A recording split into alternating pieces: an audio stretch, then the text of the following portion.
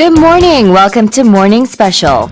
여러분 안녕하세요. 7월 30일 화요일 저는 Karen Choi입니다.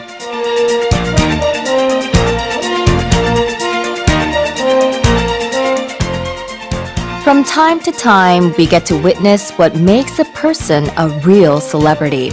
Looks, skills, fame, and money are of course basic characteristics, but there are those rare times when we get to see the opposite, the traits that make a celebrity a person to be admired and respected.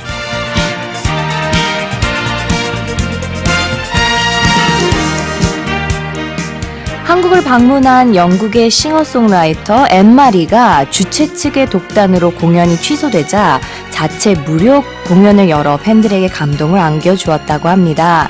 지난 28일 인천 홀리데이랜드 페스티벌이 공연이 취소되자 앤마리는 SNS에 자체 공연을 연다며 티켓은 필요 없다, 모두 환영한다고 알렸다고 합니다. 최근 노쇼 논란을 빚은 어느 축구 선수와 비교되는데요. 공연이 취소되자 팬들을 위해 직접 무대를 마련하고 SNS 생중계까지 한 앤마리. 청취자 여러분, 감동을 선사한 앤마리에게 큰 박수를 보냅니다.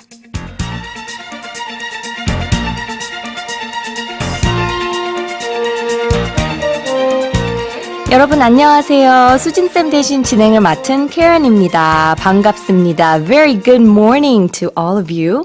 네, 그렇죠. A person becomes a celebrity not just because of his name or money or skills. Being famous implies a lot more than that. It requires the right attitude, a little bit of modesty, and above all, respect for his or her fans. So kudos to Anne-Marie, and I hope everyone out there who went to her concert enjoyed her performance. Now, with that in mind, let me give you a quiz question for today. Here's today's quiz. A person who is rude and lacks proper manners can be referred to as, number 1, vulgar, number 2, sugar.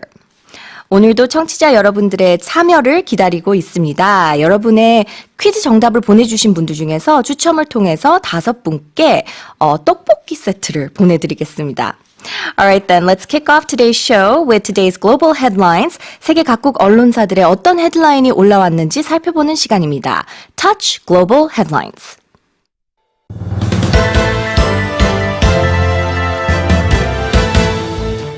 China has started massive naval drills near Taiwan, escalating cross-strait tensions. 중국이 대만 인근 해역에서 대규모 군사훈련에 돌입해 양안 대립이 격화할 조짐을 보이고 있습니다. The Afghan president's running mate has been targeted in a suicide bombing and gun battle in Kabul. 아프가니스탄 카불에서 부통령 후보를 겨냥한 곳으로 보이는 폭발과 총격이 벌어졌습니다. The Syrian regime and Russian forces have increased their aerial bombardment of the country's province of Idlib, resulting in 11 more civilians killed. 시리아 정부군과 러시아군이 반군 지역을 포격해 민간인 11명이 사망했습니다. Italy's interior minister has blocked entry to an Italian Coast Guard ship carrying 140 African migrants rescued from the Mediterranean Sea. 지중해에서 표류하던 아프리카 난민 140여 명이 구조됐지만 이탈리아 당국이 또다시 이들의 하선을 불허했습니다. South Korea has repatriated all 3 crew members of a North Korean fishing boat that crossed the Eastern Sea inter-Korean border. 정부가 지난 27일 동해 북방 한계선을 넘어왔던 북한 선원 3명을 전원 북측에 송환했습니다. Authorities have detained a foreign swimmer who competed in the FINA World Championships in Gwangju for sexually harassing a woman at a local nightclub. 2019 광주 세계 수영 선수권 대회에 참가한 한 외국인 남자 선수가 클럽에서 여성을 성추행한 혐의로 검찰에 송치됐습니다.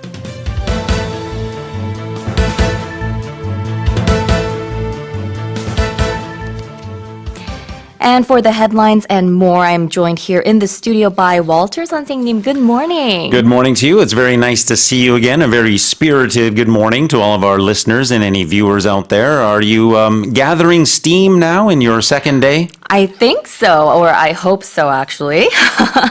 So we talked about that expression yesterday, right? We did, and as a matter of fact, Paul also used it in his introduction. So he's fantastic at recycling a lot of the things that we use on the show. I think Yeah. he makes a very good effort to do that. So kudos to him as well. Kudos to him. It's probably because he reads a lot of books. I think so.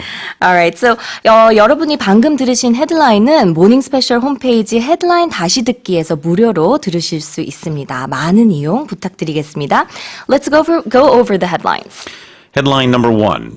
China has started massive naval drills near Taiwan, escalating cross-strait tensions. 중국이 대만 인근 해역에서 대규모 군사훈련에 돌입해 양안 대립이 격화할 조짐을 보이고 있습니다. So what is significant here in this case is that China is conducting these so-called military exercises in both the East and South China seas. The two military activities then are essentially taking place in the waters north and west of the island of Taiwan. The activities going on in the East China Sea were said to have started at 6 p.m. on Sunday, of course, local time, and they are scheduled to conclude at 6 p.m. on Thursday, while the activities going on in the South China Sea there were said to have started at 6 a.m. on Monday and are expected to end 6 p.m. this Friday. 네, 중국 해사국은 현지 시간 28일 오후 6시부터 다음 달 1일 오후 6시까지 동중국해 특정 수역 그리고 둥산다오 인근에서 군사활동을 실시해 선박의 진입을 금지한다고 밝혔는데요. 이 지역은 대만의 북쪽 그리고 서쪽에 위치하고 있죠. That is correct. And according to one Beijing-based military analyst, he was quoted as saying that the demonstration there is proof of the Army's or military's strength, determination, and capability to safeguard sovereignty and territorial integrity. Of course, that's from a Chinese perspective. 네, 중국군은 중국 중앙의 명령이 하달되면 곧바로 대만을 해방하는 군사 행동을 개시할 것이라며 대만을 한층 압박했다고 외신이 전하고 있습니다. A couple of other, I think, important pieces of context. Of course, this is all coming around the time of a U.S.-approved plan to sell some $2.2 billion worth of arms from the U.S. to Taiwan.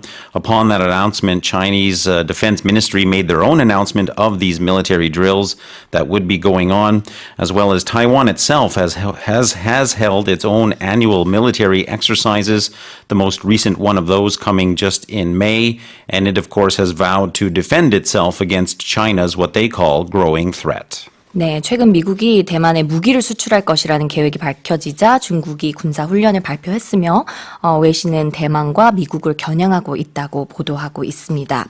Alright, let's move over to our next headline. Headline number 2. The Afghan president's running mate has been targeted in a suicide bombing and gun battle in Kabul. 아프가니스탄 카불에서 부통령 후보를 겨냥한 것으로 보이는 폭발과 총격이 벌어졌습니다.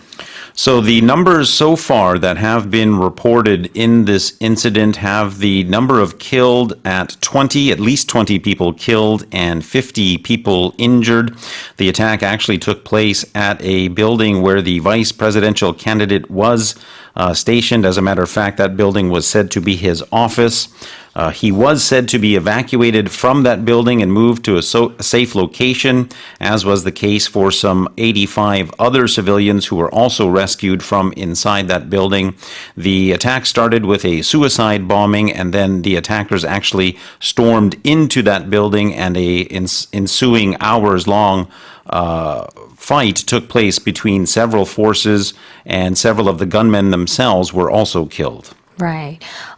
이 외신과 현지 매체에 따르면 현지 시각으로 지난 28일 오후 4시 40분쯤 아프간 수도 카불의 시민사회단체인 그린 트렌드의 사무실이 있는 건물에서 폭발과 함께 총격이 발생했는데요. 이 그린 트렌드는 최근 부통령 후보로 지목된 암룰라 살레가 이끄는 단체이며 이 폭발 당시에도 살레 후보도 이 건물에 머물렀던 것으로 알려지고 있는데 다행히 그는 오른팔에 부상을 입었지만 무사히 탈출한 것으로 전해집니다. Now, no person or group immediately claimed responsibility for the attack, but of course, both the Taliban, and the Islamic State have been quite active in that region, and we have reported last week about their activities here on the program. In addition as well, I think it's significant to point out that Sunday was the first day of the Afghan presidential campaign. So, of course, this attack coming around that time is, I think, very significant. 네, 이 카불은 탈리반과 IS가 모두 활발히 활동하는 지역이며 이전에도 대규모 테러 사건이 일어난 적이 있습니다. 이 대선은 9월 말로 예정되어 있고 폭격이 일어난 그날 후보들이 처음으로 캠페인을 시작한 날이죠. That is indeed correct. All right, let's move on to our next headline. Headline number 3. The Syrian regime and Russian forces have increased their aerial bombardment of the country's province of Idlib, resulting in 11 more civilians killed. 시리아 정부군과 러시아군이 반군 지역을 포격해 민간인 11명이 사망했습니다. So these most recent 11 civilians killed brings the total of number of civilians killed in the months-long offensive there into the number of hundreds. Very tragically, there have been 11 more added to that number, as the headline says here. These most recent attacks were conducted on Sunday evening local time as regime troops launched another assault on the hardline groups in that area. There were also said to be at least 9 fighters killed as well. 네, 영국 런던에 본부를 둔 시리아 인권관측소에 의하면 현지 시각으로 28일 정부군과 러시아군의 포격으로 사망한 민간인은 총 11명, 이들립주의 아리아시에서 5명, 하마주에서 3명, 그 외 북서부 지역에서 3명이 사망했다고 밝혔습니다. Now, that region is supposed to be protected from a massive government offensive by a deal that was brokered last September to create what people are calling a buffer zone. However, it has come under increasing fire by both sides over the past 3 months. And that bombardment there comes just a day after regime and Russian airstrikes on another region killed 15 civilians, including 11 in one particular region as well. 네, 정부군을 지원하는 러시아와 반군을 돕는 터키는 지난해 9월 시리아 북서부에서 교전을 중단하기로 했으나 최근 이 지역의 옛 알카에다 세력이 기승을 부리자 러시아와 정부군은 이를 명분으로 공격을 재개했습니다.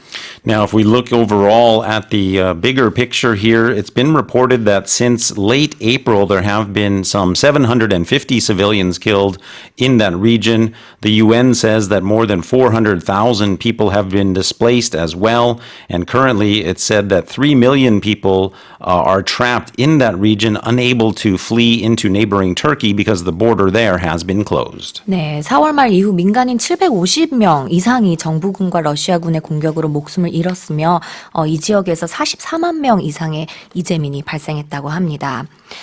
Alright, let's move on to our next headline. Headline number 4. Italy's interior minister has blocked entry to an Italian Coast Guard ship carrying 140 African migrants rescued from the Mediterranean Sea. 지중해에서 표류하던 아프리카 난민 140여 명이 구조됐지만 이탈리아 당국이 또다시 이들의 하선을 불허했습니다. Now, the blocking of this Italian ship, it should be reiterated, it's an Italian ship being blocked from docking in Italy. That comes as an order from the far-right interior minister, a gentleman we've reported on here on the program several times, Matteo Salvini. He ordered that this ship not be allowed to port until other EU countries agreed to take in the 140 migrants on board. 네, 이번 난민의 하선 불허는 강경한 난민 정책을 진두지휘하는 극우 정치인 마테오 살비니 부총리 겸 내무장관의 의지가 반영된 것이라는데요. 살비니는 다른 유럽 국가들이 해당 난민을 받아들이는데 동의하지 않을 경우 하선을 허용하지 않겠다는 입장을 견지하고 있습니다. Now, Mr. Salvini is no stranger to blocking ships that are said to be carrying migrants fleeing from Libya and other places coming across the Mediterranean Sea. He also recently, in addition to clamping down on those rescue boats from international charities, he also recently did not attend a meeting in Paris last Monday where the French president there was said to be trying to broker a deal among 14 nations to agree on tentative refugee redistribution. 네, 이런 계획에 계속 반대를 하는 입장을 보이고 있는데요. 이 난민들은 허술한 보트를 타고 리비아에서 탈출한 한 140여 명의 명의 난민들인데 지난 25일 밤 이탈리아 순시선에 의해서 구조된 뒤 해안 경비대 소속 함정으로 옮겨졌습니다. To give an idea of how dire the situation is there, one of the representatives from the UNHCR has called for safe pathways out of Libya as an example of how unsafe these pathways may be. Recently, on Thursday, 115 people, including women and children, died from drowning or hypothermia when one of the boats that they were on capsized. 네, 굉장히 위험한 상황인데 앞서 지난 25일 리비아 수도 트리폴리에서 동쪽으로 120km 정도 떨어진 지중해 해상에서 대규모 이민자들을 태운 배 두 척이 전복돼서 한 150명 이상이 실종되거나 숨진 것으로 알려졌습니다. Alright, let's go over our next headline. Headline number 5. South Korea has repatriated all 3 crew members of a North Korean fishing boat that crossed the Eastern Sea inter-Korean border. 정부가 지난 27일 동해 북방 한계선을 넘어왔던 북한 선원 3명을 전원 북측에 송환했습니다. Now, the boat in question here was not a large vessel by any means. This was a 10-meter-long wooden boat that crossed this sea border known as the NLL, or Northern Limit Line, on Saturday night. The crew there of 3 people were taken to a South Korean port as well as the boat itself. And during questioning of those crew members, they did express their desire to return home to the north. 네, 정부는 29일 오후 동해 NLL 선상에서 북측 소형 선박과 선원 3명을 송환하기로 했는데 이 선원들은 27일 오후 소형 목선을 타고 NLL을 넘어 28일 새벽 군 당국에 의해 강원도 양양 지역 군항으로 이송 및 이인되었습니다. And when the boat was first discovered, it was noted that it was flying a white cloth on its mast. Very often those white flags are the international sign of surrender. Seeing that white cloth did raise speculation that those aboard could be seeking defection. However, again, as we said, the crew members said that they crossed the sea border due to a navigation error and were again wanting to return home. Also of note, one of them was clad in what people are describing as a military uniform. Again, bringing in some questions to the authorities there. That person later said that the uniform was made by his wife who had purchased the cloth at a local market. 네, 지난달 비슷한 일이 있었는데 이번에는 송환 조치가 굉장히 빠르게 이루어진 셈이라고 하고 선원들의 자유 의사에 따라 이루어진 조치라고 전해지고 있습니다. And so far this year, during the peak squid fishing season, there have been already several more North Korean fishing boats that have been crossing that NLL compared to last year. The number between the end of May and July of this year has been put at 380 this year.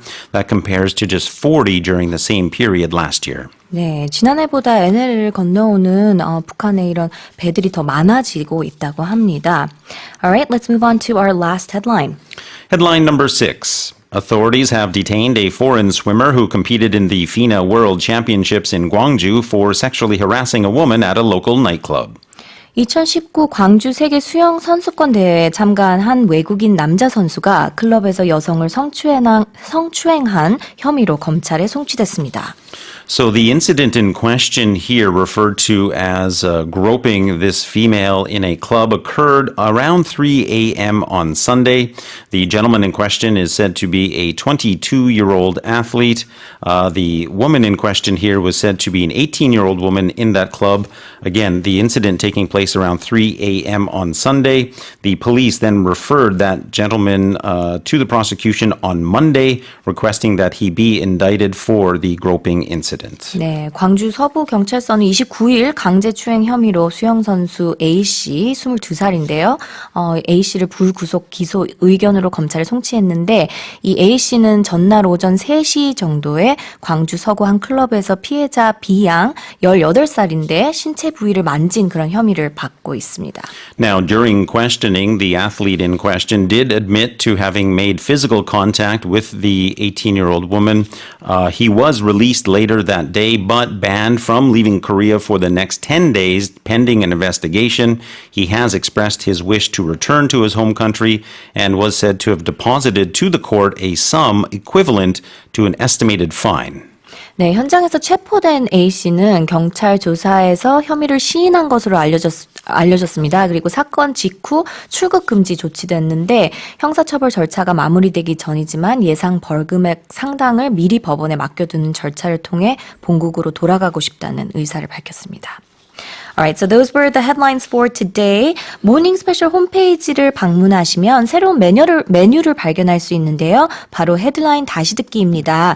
그날의 다양한 세계 뉴스를 2분 안에 확인할 수 있는 모닝 스페셜 헤드라인 다시 듣기 모닝 스페셜 홈페이지에서 무료로 만나실 수 있습니다. Now, before going to a song break, let's remind our listeners of our quiz question for today. I would be very happy to do so. The quiz is very short, so please, everybody, listen carefully. A person who is rude and who lacks proper manners can be referred to as blank. Would that be number 1, vulgar, or number 2, sugar? 네, 짧은 문자는 50원, 긴 문자는 100원, 샵 1045로 보내주시고요. 반디 게시판이나 카카오톡 플러스 이용도 가능합니다. 1부에서는 추첨을 통해서 5분께 떡볶이 세트를 드리겠습니다. 자, 노래 소개하기 전에 많은 청취자분들께서 앤마리에 대해서 메시지를 보내오고 있는데요. 준이 엄마님 이렇게 말씀하셨어요. 진짜 그 선수와 다른 모습이네요. 더 감동 있는 공연이었을 것 같아요. 네, 앤마리가 이 감동받아서 막 울고 그런 모습이 많이 나왔다고 하는데요. 그리고 김정식 님도 이렇게 말씀을 하셨어요. 저는 앤마리가 누군지 모르고 있다가 기사 보고 나서 찾아보고 노래도 더 찾게 되었네요. Same here. Me too. All right, so for our listeners who've been talking about Anne-Marie, here is a treat. We have a song by her that we'll listen to. It's Anne-Marie with 2002.